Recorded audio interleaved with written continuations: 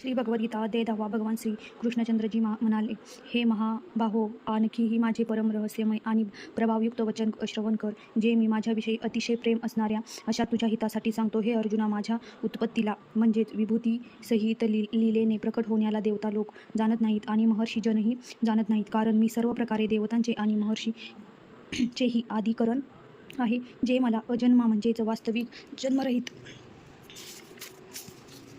आणि अनादी आणि लोकांचा महेश्वर या तत्वाने जाणतात. ते मनुष्यामधील ज्ञानीपुरुष संपूर्ण पापापासून मुक्त होऊन जातात. हे अर्जुना, निश्चय करण्याची शक्ती, तसेच तत्वज्ञान आणि अमूढता, क्षमा, सत्य, इंद्रियांना वश करणे, मनाचा निग्रह, तसेच सुख दुःख, उत्पत्ती आणि प्रलय, तसेच भय आणि अभय, तसेच अहिंसा, समता, संतोष, तप, दान, कीर्ती आणि अपकीर्ती असे हे प्राण्यांचे निरनिराळ्या प्रकारचे भाव माझ्यापासूनच होतात. हे अर्जुना, 7 महर्षीजन आणि 4 यांच्याही पूर्वी झालेले सनकादिक, तसेच स्वयंभूवादी 14 मनु हे माझ्या ठिकाणी भाव असलेले सर्व माझ्या संकल्पनाचे उत्पन्न झालेले आहेत, ज्यांची जगातील ही संपूर्ण प्रजा आहे. जो पुरुष या माझ्या परमेश्वरीय रूप विभूतीला आणि योगशक्तीला तत्वाने जाणतो, तो पुरुष निश्चित योगाच्याद्वारे माझ्या ठिकाणीच ऐक्यभावाने स्थित होतो.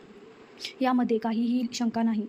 मी वासुदेव सर्व जगाच्या उत्पत्तीचे कारण आहे आणि माझ्यामुळेच हे सर्व जग प्रयत्न करीत आहे. या प्रकारे तत्वाने जाणून घेऊन श्रद्धा आणि भक्तीने युक्त झालेले बुद्धिमान भक्तजन मन परमेश्वरालाच निरंतर भजतात.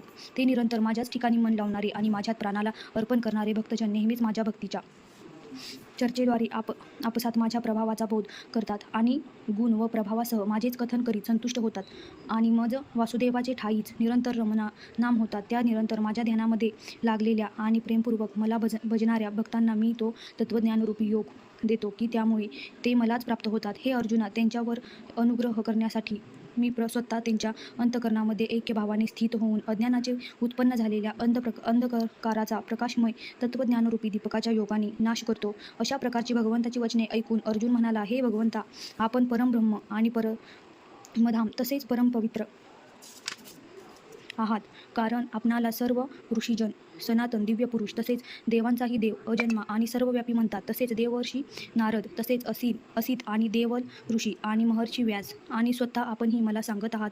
हे केशवा, आपण मला जे काही सांगत आहात या सर्वाला मी सत्य मानत आहे. हे भगवंता, आपल्या लीलामय स्वरूपाला दानवही जाणत नाहीत आणि देवताही जाणत नाहीत. हे भूतांना उत्पन्न करणारे, हे भूतांचे ईश्वर, हे देवांचे देव, हे जगताचे स्वामी, हे पुरुषोत्तमा, आपण आपणाला जाणत आहात. म्हणून हे भगवान, आपणच आपल्या त्या दिव्य विभूतींना संपूर्णपणे सांगण्यास योग्य आहात की ज्या विभूतीच्या योगाने आपण या सर्व लोकांना व्यापून स्थित आहात. हे योगेश्वरा, मी कशा रीतीने निरंतर चिंतन करीत आपणाला जाणू, आणि हे भगवंता, आपण कोणकोणत्या भावांनी माझ्याकडून चिंतन करण्यास योग्य आहात. हे जनार्दना, आपल्या योगशक्तीला आणि परमेश्वरूप विभूतीला पुन्हा स्थिरपूर्वक सांगा, कारण आपली अमृतमय वचने ऐकून माझी तृप्ती होत नाही, म्हणजेच ऐकण्याची उत्कंठा तशीच कायम राहते. कशा प्रकारे अर्जुनाने विचारल्यावर श्रीकृष्ण भगवान म्हणाले, हे श्रेष्ठा, मी आता तुला आपल्या दिव्य विभूती मुख्य असलेल्या सांगेन, कारण माझ्या विस्ताराचा अंत नाही. हे अर्जुना, मी सर्व भूतांच्या हृदयात स्थित असलेल्या सर्वांचा आत्मा आहे, तसेच संपूर्ण भूतांचा आदी मध्य आहे, अंतही मीच आहे. हे अर्जुना, मी आदितीच्या 12 पुत्रापैकी विष्णू म्हणजेच वामन अवतार आणि ज्योतीमध्ये किरणांचा सूर्य आहे. तसेच मी 49 वायू देवतामध्ये मरीची नामक वायुदेवता आणि नक्षत्रामध्ये नक्षत्रांचा अधिपती चंद्र आहे.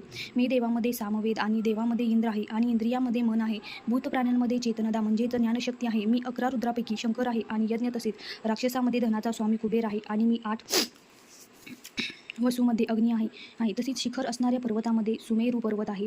पुरोहितामध्ये मुख्य म्हणजेच देवतांचा पुरोहित बृहस्पती मला जाण हे पार्थी. मी सेनापतीमध्ये कार्तिक स्वामी आणि जलाशयामध्ये समुद्र आहे. हे अर्जुना, मी महर्षीमध्ये भृगु आणि वचनामध्ये एक अक्षर म्हणजेच ओंकार आहे.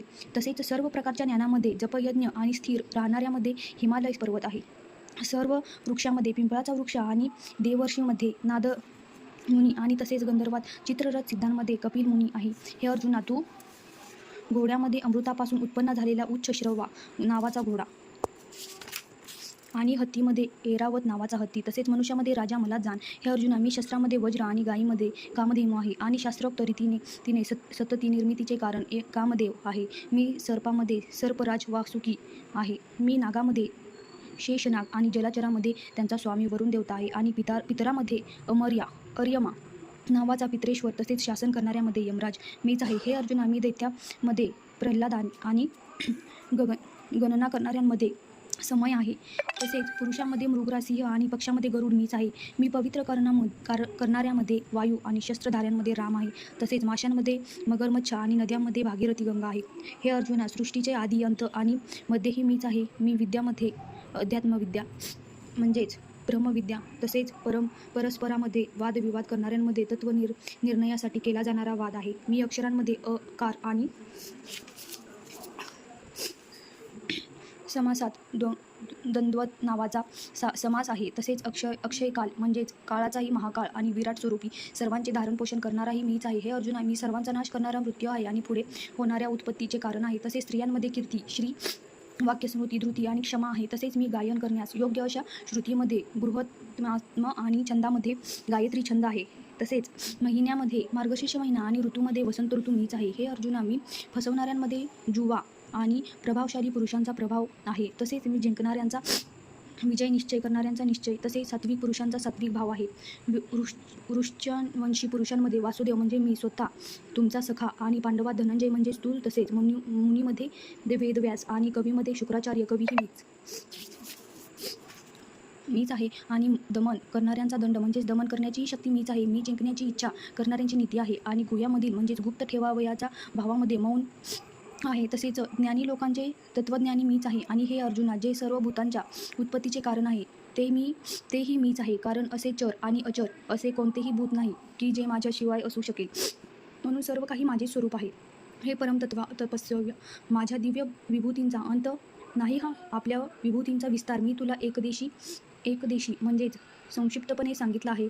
म्हणून हे अर्जुना, जी काही विभूतीयुक्ती म्हणजेच ऐश्वर्ययुक्त तसेच क्रांतियुक्त आणि शक्तियुक्त वस्तू आहे ती वस्तू माझ्या तेजाच्या अंशापासून उत्पन्न झालेली जाण. अथवा हे अर्जुना, हे पुष्कळ जाणण्याचे तुला काय प्रयोजन आहे? मी या संपूर्ण जगाला आपल्या योगमायेच्या एका अंशमात्राने धारण करून स्थित आहे, म्हणून मला तत्वाने जाणले पाहिजे.